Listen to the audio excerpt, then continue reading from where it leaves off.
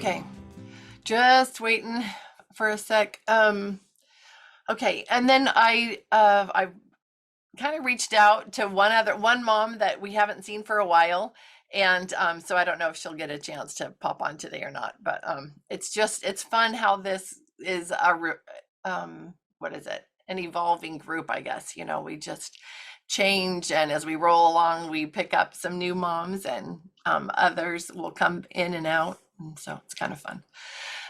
In the background is my dad. He's just super cute and really supportive. And today he decided to join us, to pop on and join us. My mom sometimes is in the background telling him, Keith, you need to leave Lori alone. She's doing her meeting. But he's not bothering. He is super helpful, and he's he has a great heart, and he's he loves all of what we do here. He is a docent at a train museum in Tehachapi, California.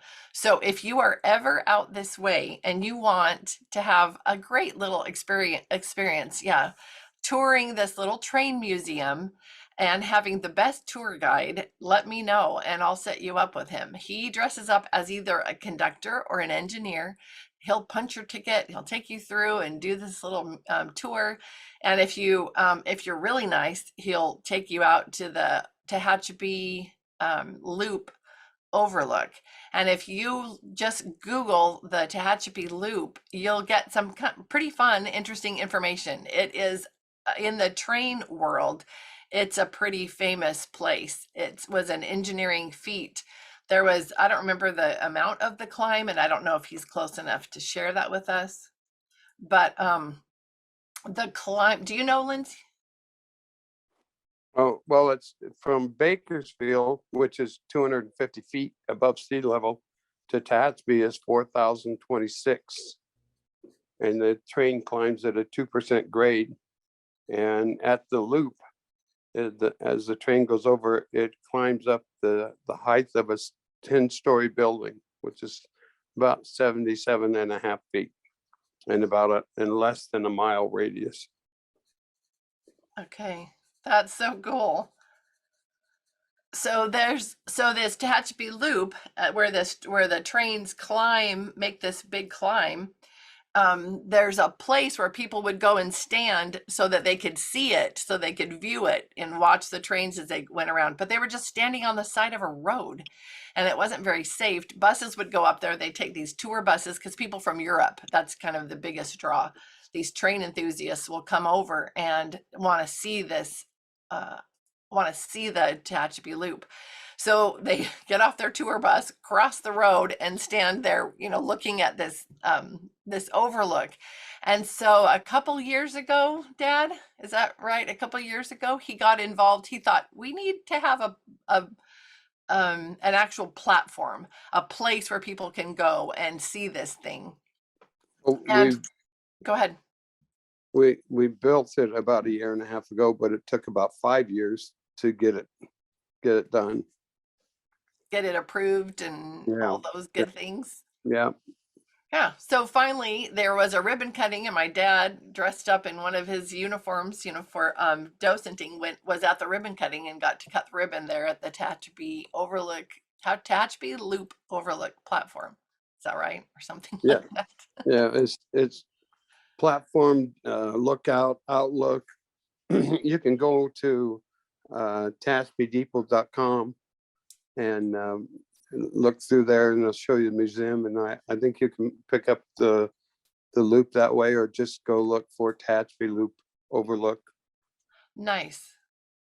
Yeah, it's pretty cool. I was born in Tehachapi. My parents live there now, and both my parents, in order to be involved, to be able to be doing helpful things, they volunteer at different places. My dad at this depot, and he's on the board and things like that. And then my mom at the coolest thrift store. So yeah, if you ever come by, you let me know. And my dad will take you on this tour, and my mom and I will take you shopping at this cool little thrift store where she volunteers. Anyway, it's fun. It's really fun to be involved in your community. This little community, we went there at Christmas time because they have a tree lighting ceremony. And on the day of the tree lighting, the city all got involved, and they did this kind of an all afternoon event. They had a farmer's market and they had different, the stores all stayed open that evening, and that movie theater was playing Charlie Brown Christmas over and over again and you could get in for free. Church had this big food truck and they had coffee and hot chocolate there for free for everybody. There was the Christmas parade.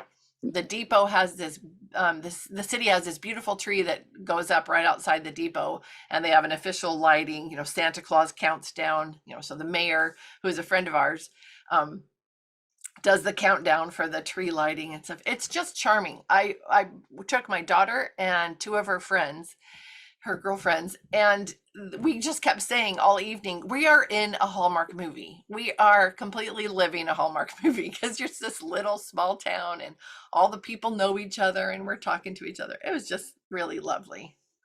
Lovely. Lori, it was called the Hometown Christmas. A hometown Christmas. See, there you go. That could be a Hallmark movie title, right? A hometown Christmas. I love it. So yeah, if you're interested, I put tatchbydepot.com in the chats. In the chat, so you can go in there and check it out. And then if you want the friendliest docent, then you go contact me and I'll set you up with my dad for a tour. Okay, and I said maybe we just might get Amy, and we did. So hey Amy, we have missed you. It's good to have you back. Thank you. Yeah, been a little crazy actually. So yeah. I think most of us can describe life as crazy. I don't know. I feel it's just been interesting. I just feel like time is moving so fast. Oh, It's for me, but that either the world is spinning faster. I don't know. Something is going faster and I can't put my finger on it. So right, and just trying to catch up. yeah. Yeah. It's like on the treadmill when you speed up the the thing Yeah, and it's not slowing down fast enough. it is. It's Like, please don't fall off. it's so true. It is so true. But yeah, but it's been good. Just got I had thyroid surgery last week, so I don't know if you can tell. Oh, Of like prepping for that, had that last week, and that's so fun stuff. wow. So Yeah. yeah, I guess. Well, you look great. I hope you feel okay. Thanks. Yeah. It's well, nobody tells you as you get older. Well, you get older and it just takes that much longer to recover. You just can't bounce back. I So know. I know. It's awful. And you yeah, want to, because you don't feel like you're older. it's true. Ah, okay, I got it. Melanie, you have to Yeah. say that out loud. You have to say out loud what you just typed in there. She's probably like, no, I don't. You can't make me. Oh, darn it. Yep, she said, can't talk now. Sorry. Okay, so she typed in the chat and it says, someone told my husband that life is like a roll of toilet paper. It goes faster towards the end. So there we go. Wow. I wonder how much I have left on my roll. It's spinning so fast. Oh, okay. Well, it's good to be with all of you again. It's so nice. So, what are we going to talk about today? It's so fun to see how this evolves. As I go through my notes, I have several notebooks from our meetings, and I just kind of jot down thoughts, little things that are happening, what you ladies are saying. I'll put your name and then just things. And they flow. We kind of start off just kind of chatting, and then something comes up and it just blossoms from there. I love it. I love watching that happen. So as always, did anybody bring something that you have on your heart that you want to share, or an experience you had that was kind of cool or interesting or horrible and you just need to talk about it with somebody? These are your girls.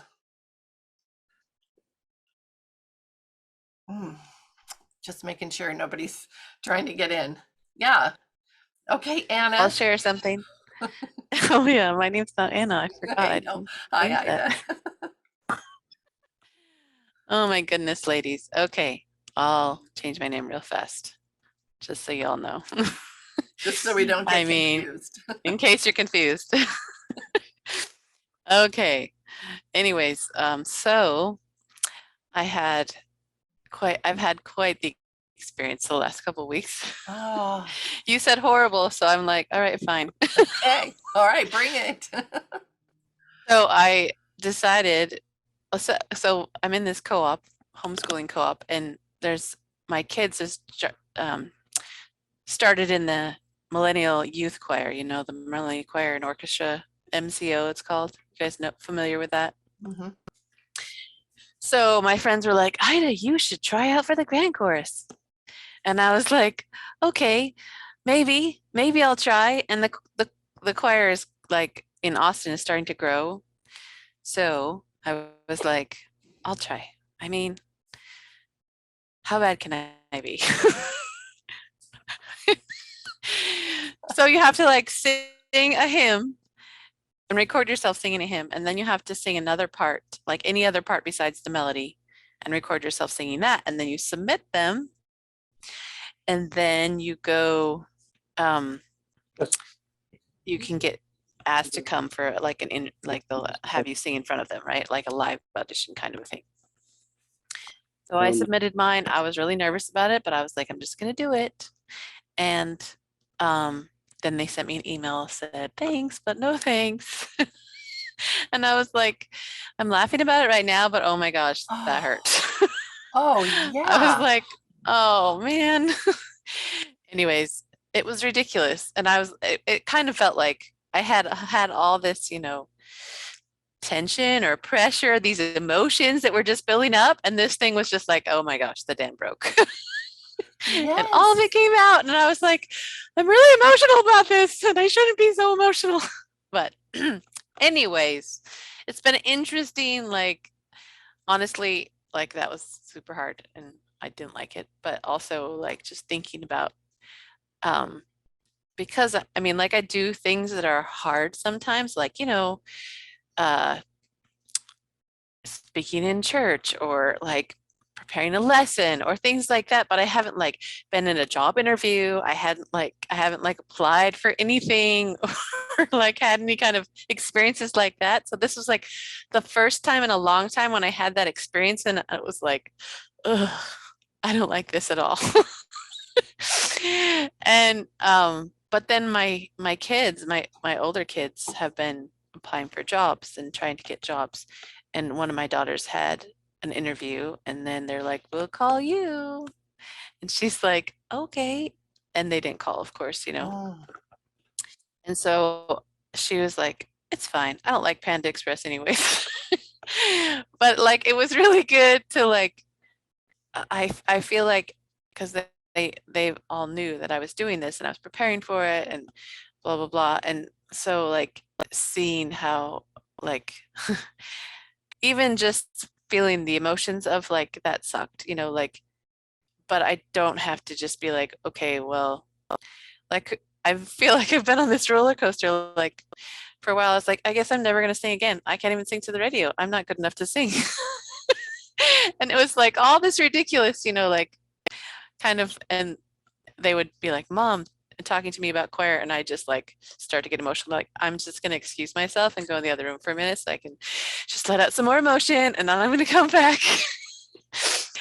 But then like I don't have to stay there, right? Like I don't like it's okay to feel those emotions of those things. Like it's like you're feeling disappointed or sad or embarrassed or whatever the emotion is, to feel that and then say, okay, now what am I going to do with that? Like, am I going to never sing again? How ridiculous would that be? Like maybe I'm not great. I don't care. Like it's not worth it to like just be like, I'm never going to sing because singing brings me joy and music brings me joy. And even if I'm not great, I can still, participate in some way, right? Or share or just immerse myself in it, however, right? So I've been kind of like thinking about all of that and thinking about that, like being able to really go through this experience and maybe set an example for my kids so they can see, okay, mom went through all these things and I can maybe help them, with situations that they're going through that are hard or disappointing, or they feel like they're okay, I could do this. And then they're like, just kidding, I can't, you know? Anyway, so I'm feeling fine, a little better now. I had to go, and then after I submitted my videos, then I went to their rehearsal, and they're like, come on and you can check it out. So I sang with them, and everybody's like, you're joining. I'm like, well, I submitted it. And so now then this last Thursday, I had to go for the parent meeting, and I was all like, I'm just gonna wear like a hoodie and nobody will recognize me, hopefully. So they don't say, oh, did you get in? No, no, I didn't. And I'm emotional about this, so don't talk to me, you know? Anyways, it was all fine. It was all fine. And I'm like, all right, it's gonna be okay. That was it was kind of an experience. You know, And there's gonna be good out of it, right? Like, well, I'm learning. Ida, so Yes. interesting that up is yesterday I was listening to the woman who founded Spanx. What's her name again? The blonde. She's blonde. I forget her name, but I was hearing her story a little bit, you know, how she went door to door to sell computers or something for 7 years. And then she, you know, tried out for Walt Disney. Anyway, she tried all these things. But she was saying as she was growing up, and I was like, oh, I might try this with my kids. She said that her dad would say to her, what did you fail at this week? And if you didn't fail at anything this week, then you obviously didn't learn anything.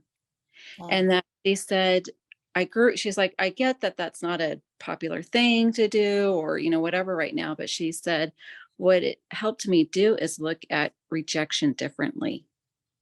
So I was like, oh my gosh, because I could do that to my kids. Because you know, for me, it's always, as you know, it's been like, what's the good thing you did and good and good. But then I don't think of what did you fail at so you learned from, you know? So instead of failure, is almost looking at something like, hey, I failed at this, woohoo, you know, kind of thing. So when rejection or whatever for my kids come, that they're like, oh, well, that's okay. Let's keep moving on and let's keep trying to go for it, instead of, I have a child that's like so flippin' scared to talk to a person because of the fear of rejection.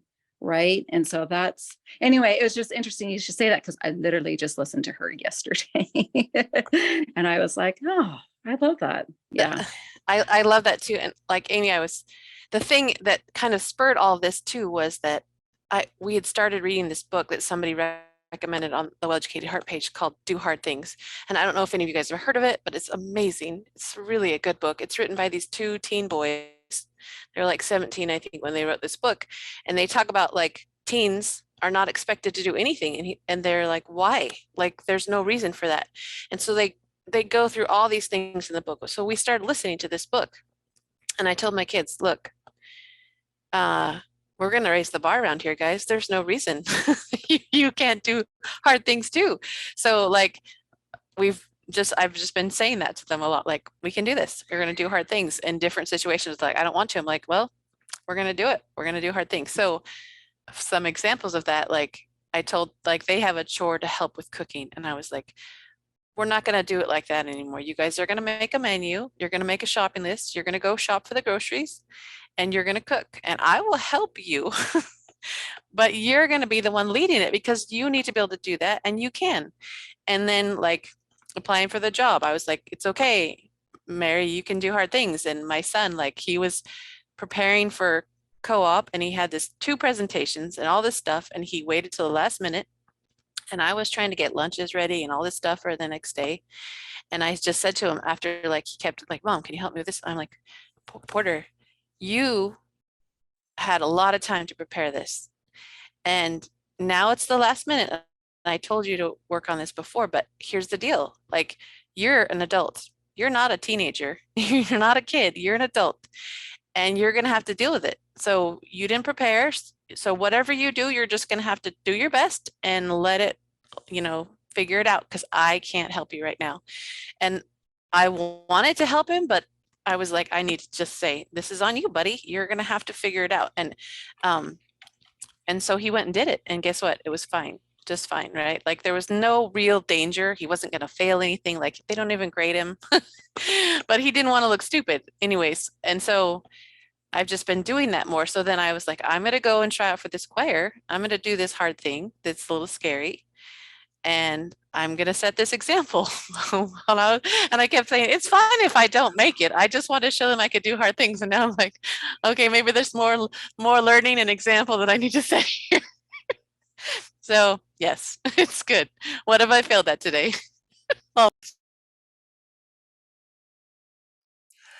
That is such a great attitude to have. And Amy, I love that you are here for this, to be able to share what you've shared. This is so good. This is so good. Yeah, and I love the recommendation of that book, Ida. That is one I'm going to look at. I think that is fabulous. And yeah, what Cadence, can you come on and share? Are you? I know Bo's hanging out with his cool creations. Yeah, I was just thinking that when you explained what you were trying to do, that you could do hard things, that you succeeded in doing that, because trying out is hard. You did something hard, even though you failed at actually getting in. You succeeded in doing it, that you tried out. Anyway, so I think that's a great example for your kids. Well, what's harder than being rejected? That's super hard. Oh my goodness. And then you're trying to be brave about it. And then you have to show up to the parent meeting, like all those things. When you were talking about that, I was saying, I would have gone, okay, honey, you got to go. I'm not going to that parent meeting. There's no way.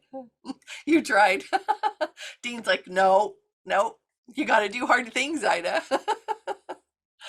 Oh man, but that's so good. I wonder too, if we took more of those opportunities, those hard things, rather than once a week or whatever, that when the no comes, that it just almost rolls off our back in a sense. There we go, okay, we just kind of keep moving forward instead of it having maybe sometimes paralyze us, or no, sweetheart, I'm not talking to you.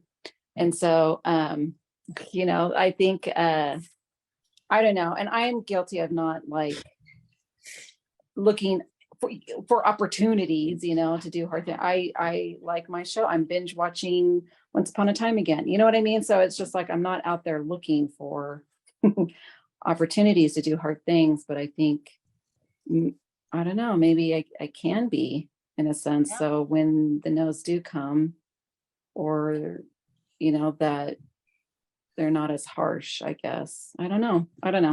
But I think that's awesome for Ida. Ida, you're a great singer. Could sing to us anytime. Yeah. Oh, I love it. And Cadence, I know you want to share too. Amy, thanks.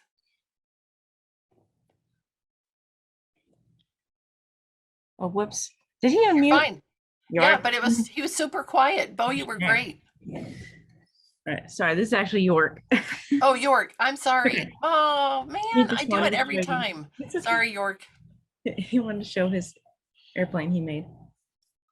Oh, it is so Actually, cool. this I is- love your creations. Hold on, say. Oh, it's got a truck at the bottom. This is a truck. It looks kind of truck-like. Show me what's on the front end of it. Oh, I see. I'm sorry. All right, That's very the cool. front. And this is the guy that rides in it. It's actually from a different Lego set. And this isn't even a whole Lego set. It's just a creation you made, huh? No, my brother made it, Oh, actually. okay. All right.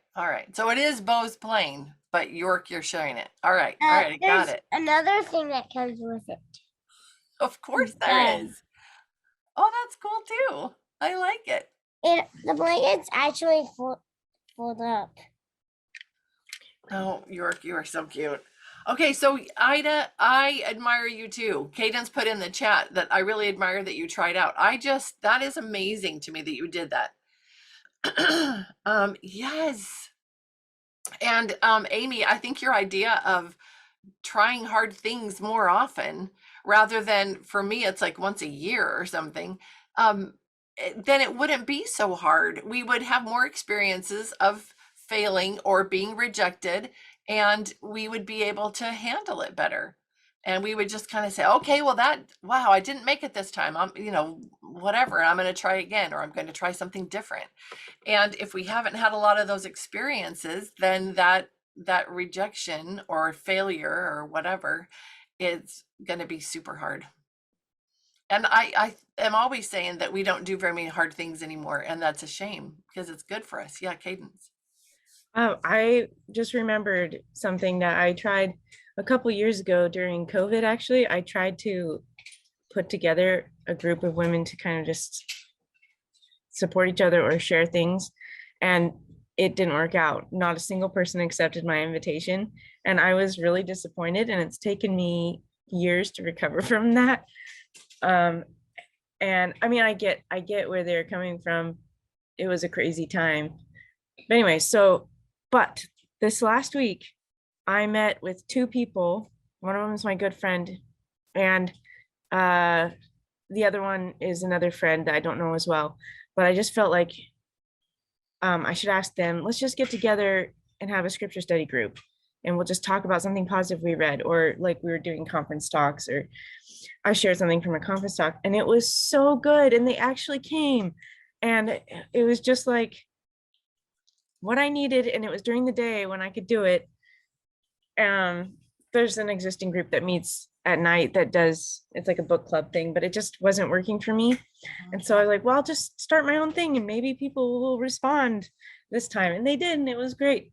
And I was just so happy because it really hurt before when they had not accepted my invitation. It was different people.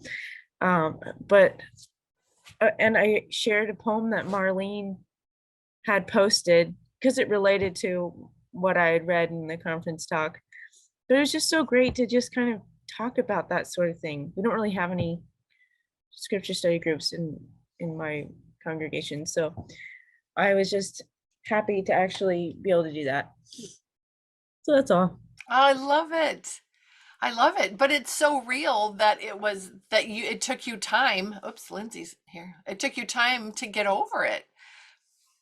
That's such a hard thing. Such a hard thing. Sarah, come back. Go ahead. So I just had to say thank you for sharing that. I think I've tried 2 or 3 times to get together like mothers of influence groups and scripture study groups here locally, and either nobody shows up or people show up the first time and then don't come back the second time. I feel like that hurts even worse, that like they were like, yeah, I don't really feel like that's something that I want to do. Like, do I stink? Is this just not the right timing or what? And so it's I've kind of settled into the like giving up point of life, just like not inviting anybody to anything anymore. But thank you for sharing that. Like, it might just take time, and I can keep working on it. Yeah, I You know, think even though it stinks in the meantime. right. And you do feel that little pain, of rejection, because none of us like that. That's not fun. I don't think you are ever going to get used to that. It's just that if you do it on a regular basis, you just realize people are busy. They don't get it yet. They don't understand how much they would benefit from it. But I'm going to keep asking. I'm going to keep providing the opportunity, which is kind of how I look at it. It's like, yeah, it stings a little bit, but if I don't invite them, then they don't have the opportunity to try to experience something good, right? And they just don't know yet. They don't understand. When you can talk to somebody and really help them feel a little bit of warmth in their heart, you see a response. But it might take quite a few of those to ignite enough of a spark in them to help them be brave enough to try this new thing, because they're feeling a lot of insecurity about it too. And I think that's something we need to remember, is that we're not the only ones that are a little bit vulnerable in the situation. We think we are because we're the inviter, right? But think about when you're invited to something and it's new, and maybe you don't know the people really well, or you don't know some of the people that are coming. You're not sure how it's going to go, what it's going to look like. And if you're a little unsure of yourself, then that could be a difficult thing. Sometimes I think that helps, thinking about how it might be for these new people. I don't know. Oh yeah, that's a good idea, Melanie. Maybe focus on one activity, just, just one time, not having them feel like they're having to commit to a long-term thing. I like that. Yes, and Cadence, I agree. Facebook posts that you share, like the things that you do with your kids, that is so encouraging to people to see what's going on and get ideas of how something could be done. Oh, Amy, that's good. Can you talk and share that? You're driving, but can you? Yeah, hopefully I'm connected. Well, as Yeah. you were just talking, I just had this thought of how many times, if we're trying to be more like our brother, Jesus, that how many times did he get rejected? And he still, I'm hoping and thinking he still smiled and just loved them and just kept carrying on and went to the next city, went to the next person, and just kept going. And so, since in this life we're trying to be more like him, I don't know. I just had that thought. It's not. I need. My heavens. I need Linnell to, To say translate it to what's in me your head. beautifully. Yeah, I know. Yeah, I know. translate. Yeah, she's the ultimate translator. Somehow I'm sure she listens as I'm talking and thinks, okay, I know where you're going, but you're not getting there. Let me help you.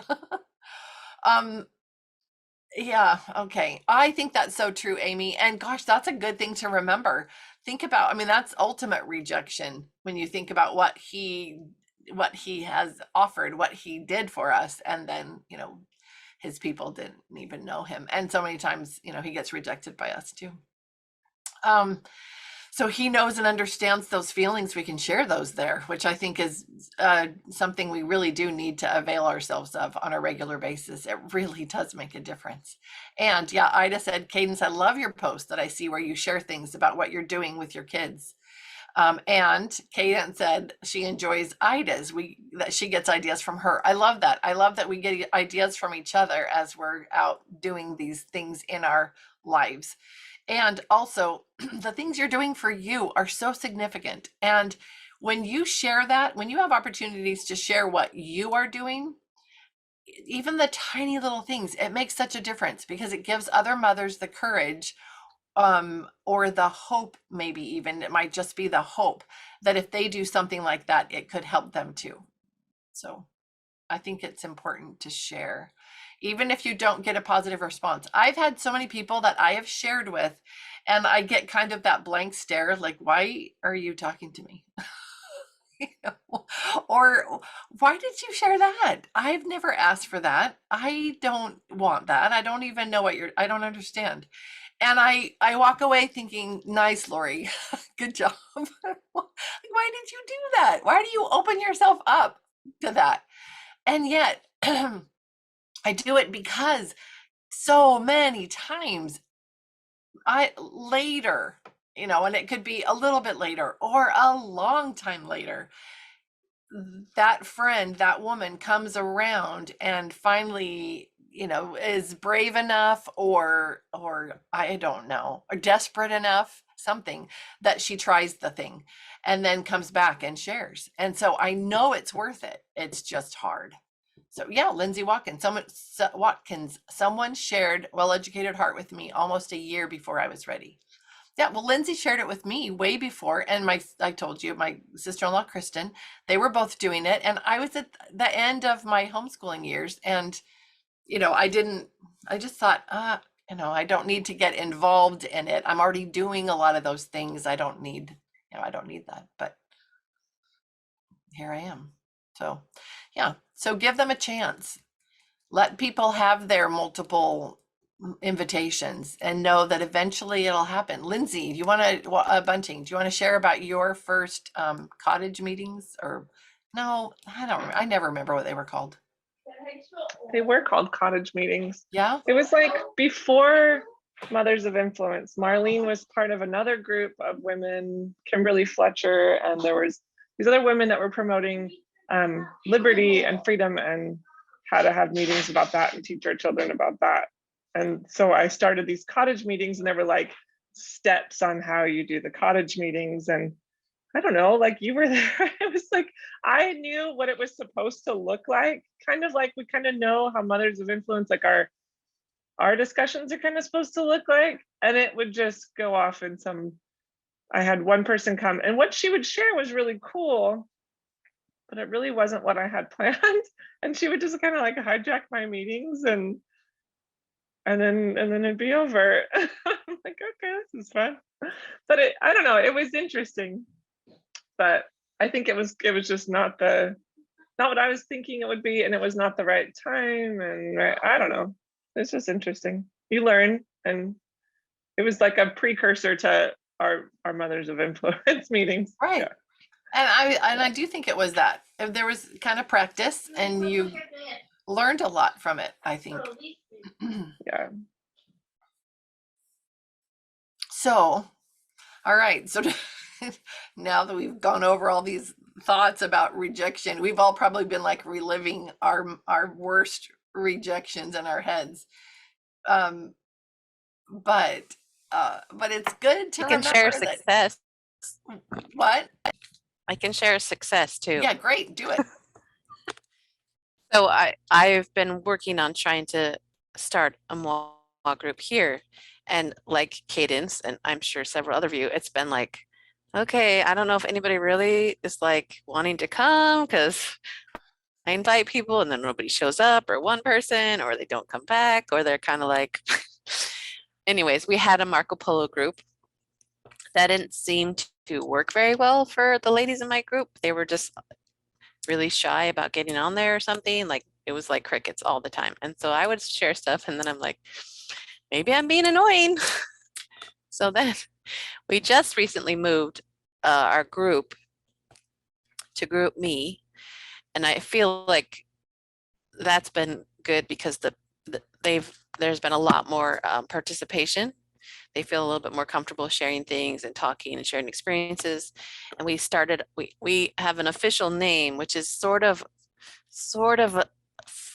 from your name, but not exactly. We call it Nurturing Our Hearts. I was like, good. nurturing, what can I use besides teaching? I'm like, it can't be the same as Lori's, but I like her name. So anyways, that's our little group. And then we're supposed to have we've been having meetings, and they're kind of like so, but I think hopefully actually tomorrow is we're going to do like a kickoff meeting for the year. And so several people said they're coming, so we'll see, but I'm like, I just feel like that's what I'm supposed to do. So we keep trying. You just never know. Seeds can be planted, right? So hopefully it'll be picking up a little bit more, I think. And it's okay. It's okay. Yeah. Well, and the Just like this seeds, group. well, yeah, seeds being planted, that's incredible. That's an incredible work right there. And you don't have to see the fruits of your labors. Lindsay and I were talking about that last night. Yeah. In so many different areas of our lives, we want to see the fruits right now because we want to know that it's worth it. That the hard things are worth it. And most of the time, you don't get to do that. You have to do all that hard work and the waiting and go through those moments that are tough for you and where you're really being stretched. And then later all those good things come. I'll share a little something with you. I shared last night. Okay, hold on. I'm a grown-up and I'm old enough that it takes me a minute to find stuff on my phone to do things. So last night I got a phone call from my daughter who is in Washington, D.C. Oh, you're not gonna be able to see it. Oh, I won't show you. I got a phone call from my daughter who's in Washington, D.C. And she said, "Oh, Mom, look where I am." And she turned around and showed me the Washington Monument all lit up. And she'd been just hanging out there all day today, getting to do all these cool things and sending me little Snapchats of where she was. But she said, "I want to take you with me." And she turned around and she was at the bottom of the steps at the Lincoln Memorial, which I have always wanted to see and visit. And she knows how much that means to me. And She had her phone there and she just walked with me, just slowly walked up the steps and took me all the way up and then just looked around and showed me everything. And I said, "Oh, Sarah, you're making me cry." She said, "Well, I figured, but I knew you'd want to come with me." So there's a lot of time and effort and stretching and striving in those relationships, and those parenting experiences, but to have it come around and be just amazing. And while we were talking earlier, I got distracted by my phone because I got a message from her, and it was a picture. She was standing right there in front of Degas, the little dancer. And these are things that we've experienced and talked about and loved all the years that we were doing school, and to have her share these things with me and want to share these things with me. Oh my goodness, these are the fruits, and it was worth every one of the hard moments.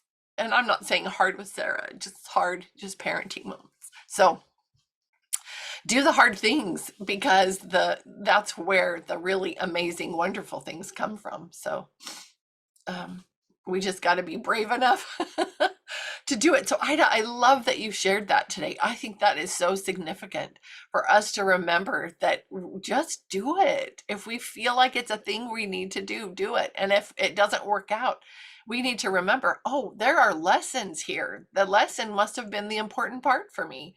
The reason you did it wasn't to get in the choir, it was to have that experience of doing a hard thing.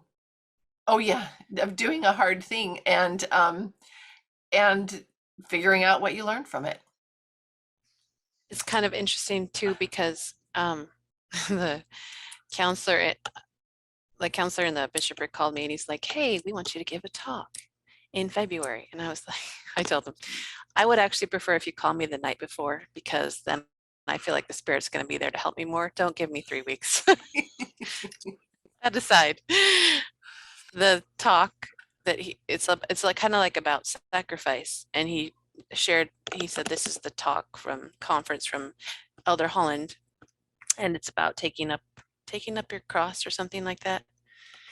And I was listening to that, and that's like, it was such a good talk, so good. But he talks about like the scripture, like whoever will follow me, let him take up his cross, or something like that in the scriptures. I not quoting it exactly, and it just made me think about that.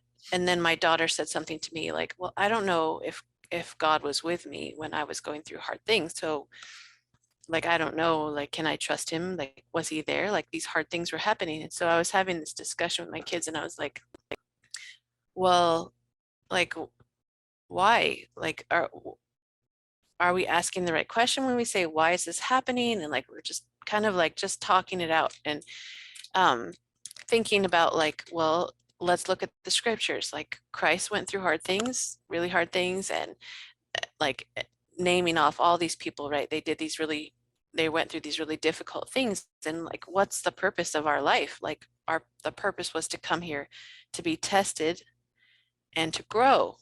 And you don't grow without tests, right? You don't grow without having to carry a cross.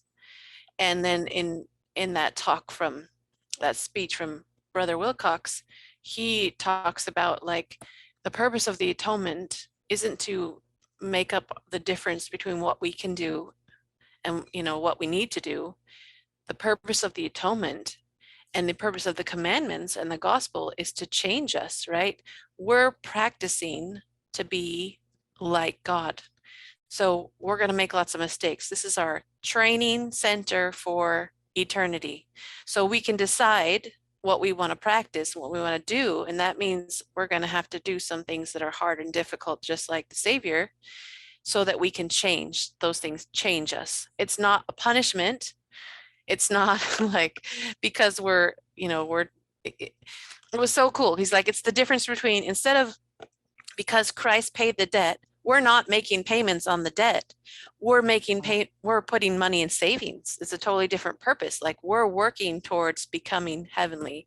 And he said, like, to those, heaven won't be heaven to those who haven't learned to be heavenly. And I thought that was really interesting. Like, so like these experiences they're hard, but they're changing me and changing us, right? And helping us to become like Christ if we allow them to, right? If we're trying to find the things that we're supposed to learn. So I feel like I'm in the middle of like learning something, you know, and I haven't figured it all out, you know what I mean? Like, and I'm sure that it's not like this is, I'm one and done. It's one of those things I'll have to come back to several times in my life. But I'm like, okay, there's something that I'm supposed to be seeing here, and Heavenly Father is just slowly helping me. But yeah, so all those thoughts kind of just interesting, all these experiences happening, you know? Yeah. Oh, I love that. I love all those thoughts, and I love the things you shared. And there's just so many things that are good there. And I think if we focus on this becoming, it's just that helps us too. Lindsay Bunting. I was listening to the Follow Him podcast last night, and it was so good this week on talking about Christ's baptism. And when he went, and John the Baptist was like, what, what are you doing? You're perfect. And people take that as like, okay, he's never made a mistake or something. But they're like, obviously growing up, Christ would have made mistakes. And they talked about the difference between mistakes and rebellion. Like, you can still be like working towards perfection and like doing well. And he was, he was still perfect in the eyes of God and on that matter, but he could still make mistakes. It was different than like open rebellion. I just thought that was cool. They talked about how much like joy and hope there is in knowing that like the mistakes are okay. Because I don't know. It was you just so learn from good. them, right? Yeah. They So give we're you constantly learning. experiences that you can learn from, right? Well, and lately, just multiple times, this thought has come across from different talks or different things I've read, books and things, just quotes I've come across, but all of these things reminding me that life is supposed to be hard. It just is. It is full of trials. And when you accept that, when you know that, then you don't fight it so much. You just, it's more about, like, if you were on an adventure, let's just say we're living in a fairy tale. Why not, right? We probably go there in our heads multiple times a day as moms anyway. So we'll just put ourselves in a little fairy tale. If you are out there and you're in the middle of an adventure and there's some, you're at this climax point and there's all these crazy things are going on, you're just going to be working using your tools to get through this situation the best you can. Why is it that we just kind of sometimes, human beings, our response is curl up in a ball and, um, or turn away from it or run. I think it's just important knowing we're in it. We're in it, and stuff's going to be hard. And talking to other people about our experiences and sharing things and using the coping skills that you've learned, like all that stuff helps us out. We learn to move through it.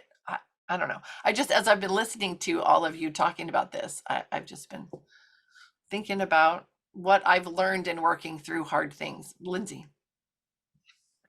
Yeah, I like what Lindsay just shared too. I'll read that. She said sometimes the Please. hard is just giving us a glimpse of where we are weaker and pointing it out shows us how Satan can use that to get in, kind of like the screw tape letters you've been talking about. Like if we're aware of how Satan can attack us, then we could go, oh, yeah, no. Right. But whenever things get hard, I think of basketball. I played basketball, and practicing and conditioning, all that was really, really hard. But if it wasn't hard, I probably wasn't doing it right. Like if I was like, not giving it a full effort, then it wasn't going to be as hard. If I was putting everything I had into it, it was extra hard, and then I would get better. So I always think of that as like a life lesson. Like if we're putting everything we have into parenting and life, then it's gonna be hard, but that's how we get better. Yeah. And putting it, yeah, Dad, go. Oh, hold on. Unmute. You got to unmute.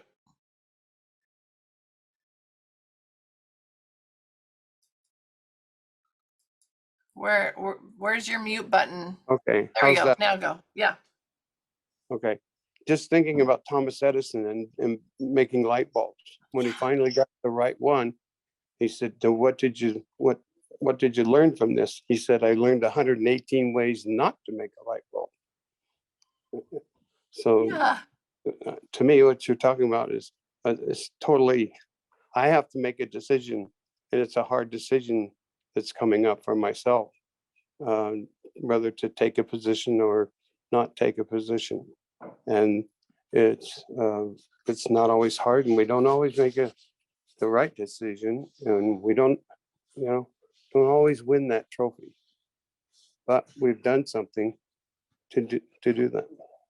Yeah, no, I love it. My dad was asked by the city manager if he would run for this position on the city council that opened up in Tehachapi. So, and he's already doing all these other things. So he's trying to decide, is this just a really cool thing that I got asked and, thank you, but no, or, is this a thing that I need to do? So I think it's very cool. So, but again, hard decision. But I love that you brought up the Edison thing, because when all of this first came up, I was thinking, now what is that? How many times? I can't remember. So I'm so happy you brought that up.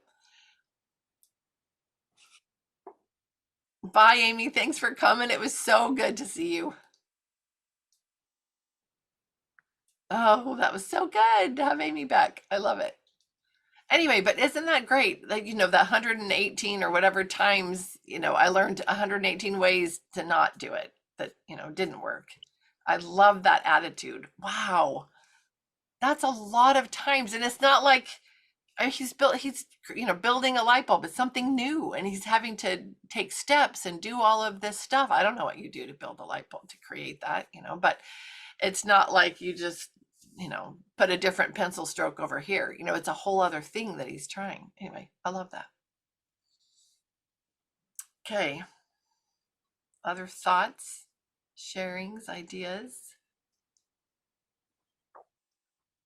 I brought my stack of books. I've got gardening books, and I have insect books, and I have all these things. I was just in my library going, okay, we're finishing with gardening and all these things. We're going to be starting with this new.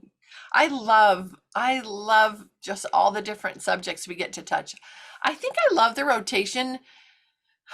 Me, where I am, right, with no kids in the house, I'm not teaching my children. I do have with Lindsay, the Pinehurst Academy for Young Ladies, which is 3 hours a week. We have these young ladies, high school age, come, and we just have experiences with them. We teach them about people and cultures and things through music, art, poetry, stories, and nature. And it's such a natural thing. It's been so beautiful. But for me, for my own self, I love the rotation because it just helps me have a large variety of things that I'm learning about. And if I want to go deep on any one thing, I can. I have the flexibility to do that, but so do you. And I want you to know that just a few minutes a day of doing any of those things will make a big difference. You think it's going to be just this tiny little difference, and it can't make enough of a difference to be worth it. But that's wrong. If you're thinking that way, that's not correct thinking. The little bits of things that I do. I mean, yeah, I have a lot of time, but my time is usually spent helping other people. That's something that guy taught me. That's on the screen, that you just busy yourself helping other people. And so that's what I do most of my time. And I look wistfully at my library and think I should spend more time in there reading. I just don't have a lot of that time. Anyway, but the little bits that I take make a difference. They change me. They warm my heart. They make me a different person. They influence me, my family, my friends. It is worth it. It's worth taking some time for yourself. It'll help you be calmer. It'll help you be happier. It'll help you feel more like I can handle these things. I can do it. I can get through it. I've watched most of you and have had even personal conversations with some of you and have learned that doing these heartwarming things has changed you in a positive way. And if anybody wants to share something about that, this would be a good time to do that, just to help each other, because it's good to remind each other, Because this is where we look. These are the, you guys are this thing, you guys are the lights in the other houses. We are that for each other. So we know we're not alone. That the rest of us are out there and we're doing it too. We're struggling through it too, but we're doing it better. Okay, who wants to share? Does someone want to share something? Yeah, Sarah. I have a somewhat related thought. I was just thinking about my little 2-year-old who's starting to draw. And the first thing that she drew was a sunshine, which was so cute. And then she started drawing people. And her people that she drew were based on her perceptions of what a person was. And they have comically long legs, like really comically long legs, because that's what she sees. She sees people Yes. Yeah. based on their legs. Right. She sees people sneeze. And so in her drawings, the legs are the longest part and the head is just like this little tiny thing at the top with like Right, a because little tiny face way up there. And so I was just thinking as Lori was talking about how her product, her output is based on what she sees. And same with us, like our output is going to be based on what we expose ourselves to and what we immerse ourselves in on the daily. And so that's, I don't know, that's my little linked thought, but it's not very long. Memorial. No, I love it. I love it. And I agree. And oh my goodness, I think about that with little people. When I'm out places and I look at you, you meaning just moms and dads out there with their little people, and these little people walk around like this everywhere they go, with their arm up in the air, and just legs everywhere around them. Oh, that's a cool windmill. That is really beautiful. But they just have a different picture of the world. And I think so many times we just we drag them along with us, rather than helping them be part of this world and part of these experiences. I don't know. Anyway, but that's really funny that the picture would be like that. I love that. So Lindsay brought up this thing. I sent her this little thing, the study about the effects of learning right before bed. And I learned that years ago. And so I took advantage of bedtime stories, and I made sure that the bedtime stories were rich and wonderful. They could be simple stories, but they can still be rich. Oh, and I encourage you to go to Hillsdale College if you haven't already. Sign up for their free classes. Do the class on children's literature. I know some of you have. It's so good. It's just beautiful. It teaches you why those things are so important, helps you to justify what you're doing. If you spent time just reading stories to your family, I don't care what their ages are. I don't care what the state requirements are for your children. I don't have to. I'm not responsible for them. True. But it can be so much better for them if you spend time okay, I will share with you. If you spend time just reading to your children and then encouraging them to read, putting out good books for them to read. Oh, so much good comes from that. So much character building. There's just, and if you do it at nighttime, that sticks with them. That is what their minds are that's what's going through their heads as they're sleeping, and that stuff stays with them longer.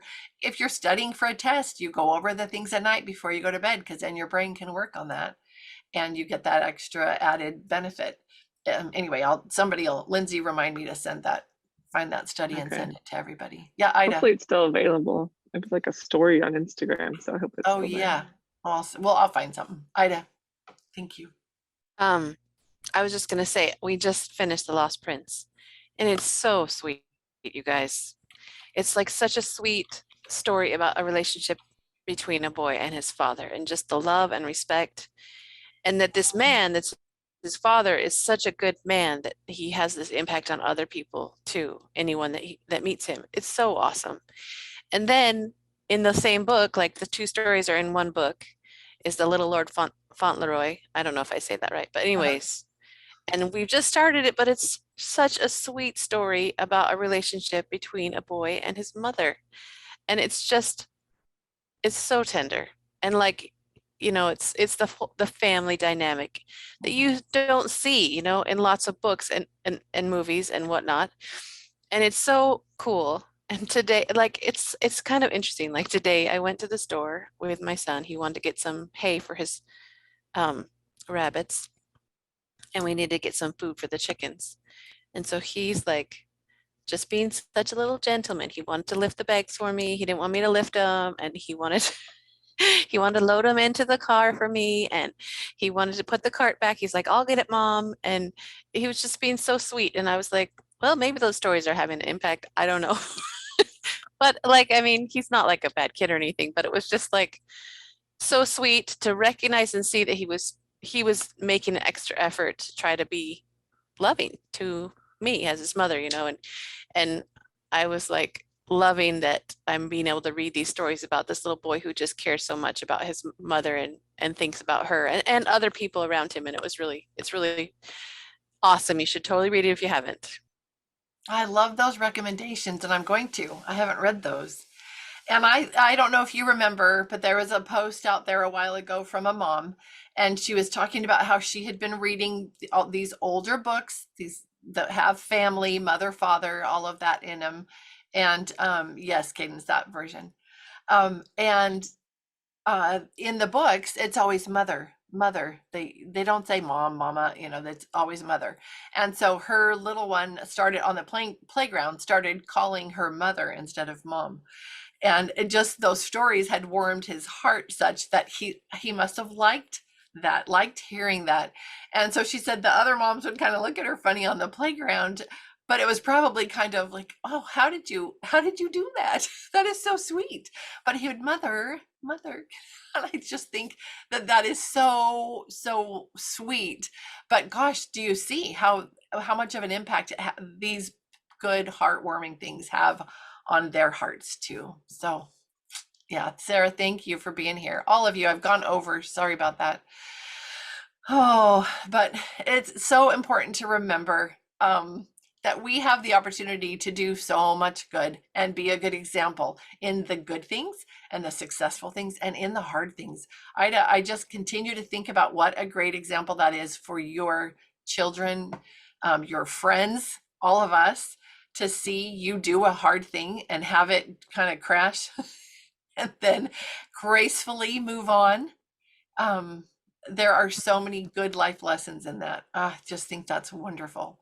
Okay, Linnell, you're driving. Do you want to do a summary? Do you not want to since you're driving?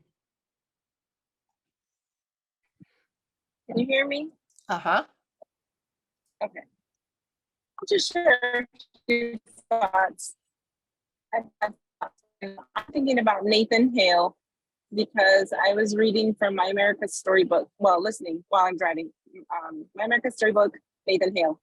And his story has stuck with me ever since I first heard of him last year or 2 years ago, I don't remember.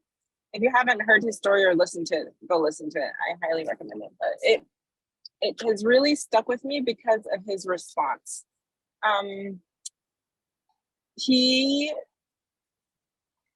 Well, I guess I can't really share what I wanted to share without telling you about what his story is. So I might give it away if you haven't heard it. So he volunteered to be a spy, and in doing so, he got caught and he was hung. And his last words before he was hung was, "I wish I had another life so that I could give it for my country."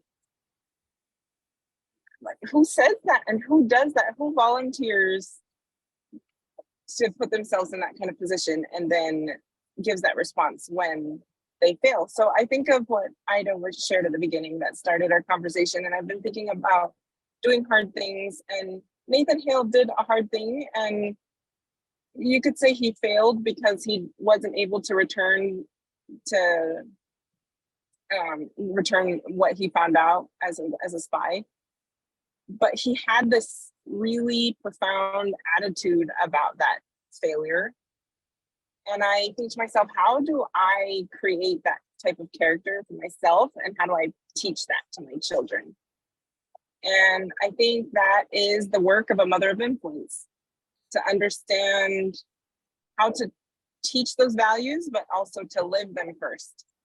So what I get from this discussion today is that we can do hard things and we can show the example to our children because they'll have to do hard things. And that's just kind of part of our role. We're coming home from Mexico today. We drove to Chicago, flew from Chicago to Mexico, and now we're driving back home. So it's been a long trip, and it's at the end of our trip. And I feel like as the mom of my family, sometimes I have to be the one to hold everything together, and that can be really hard. And if I feel like I'm at the end of my rope and I'm just holding it together for others, well, today in the airplane, I just completely let loose all of what I had been holding together. It was something simple. My daughter opened the tray table and it hit me in the face while I was trying to help her. And it was a 1 a.m. flight. And so everyone was at the end of their rope, and it was hard, and it was at the end of a vacation. And so I've been trying to hold it together for everyone. And I just like let it all out. I was just crying in the airplane. I couldn't hold it together anymore. And so as I'm thinking about this conversation and doing hard things, I think my response 2 years ago would have been to be really upset at my daughter and to lose it and take it out on her. But what I've learned is that my role as a mother is to teach and to nurture and to help her. And that requires so much work out of me and so much growth and development and hard things in order to do that for her. And so in this process of being a mother of influence and teaching our children and raising children to have these strong character traits, I think it's hard things, but good things come from hard things. And so I appreciate our opportunities to share because we can all lift each other and encourage each other and continue in our roles as mother of influence and create or help raise the next generation that will be able to respond to hard things like how Nathan Hale did. I love it. Thank you, Linnell. And oh my goodness, we're all crying with you, imagining that scene in the airplane. Oh gosh, it's just so hard. But I also love that you said, as mothers, we are so often holding our family together. And it's us. We are doing that, and it's hard. And sometimes we feel like I can't do it anymore. And why me? Why is it always me? In that emotional way, we're holding it together, right? That's not easy. Just know it's not easy. When you're feeling like, oh my goodness, you are not alone. We all have felt that way and may be feeling that way right now. It's hard.